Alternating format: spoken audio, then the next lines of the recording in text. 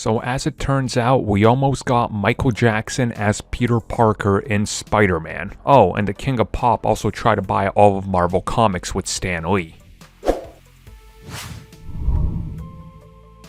In the 80s and the early 90s, Marvel was struggling. They couldn't get anything off the ground to make any success, so they relied on many events and forced things happening in comics to really try to boost sales and save themselves. Now, ultimately, this led to them selling all sorts of characters to different studios. Blade, for example, the X-Men, the Fantastic Four, and of course, Spider-Man. Now, as we recently found out from Todd Jackson, in the mid-90s, this more than likely placed it around 1996, I would assume, because that's when Marvel filed for bankruptcy. Michael Jackson and Stan Lee were having discussions and talking about the fact that Michael Jackson wanted to play Peter Parker in the upcoming live-action Spider-Man film, and he was willing to go as far as to buy all of Marvel Comics and make this a reality. Now, while he doesn't know the full details of why it didn't happen,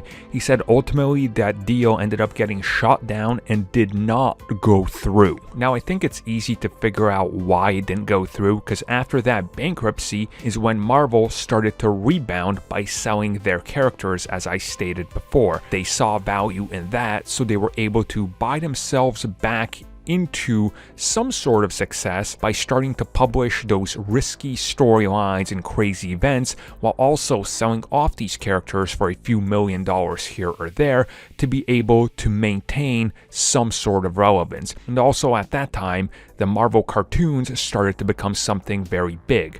The X-Men, Spider-Man, the Fantastic Four, Hulk, Iron Man, those were all already something that were becoming a much more known commodity. And then of course the video games that were there as well to add a little bit more money to their entire pool, so they didn't have to go, well, sell off everything. Now also remember, at this time, Michael Jackson wanted to become an actor, specifically with big franchises, as he was talking to George Lucas and was trying to get a job in Star Wars Episode 1, as he desperately wanted to play Jar Jar Binks. It's crazy to really start to think about it. What could have been had that actually happened, had Michael Jackson just outright bought Marvel Comics and started to produce these films and even star in them? I mean, I don't know about you guys, I'm a huge fan of Michael Jackson's music, but him as Peter Parker, that just does not work at all. I just don't see it. Honestly, I don't.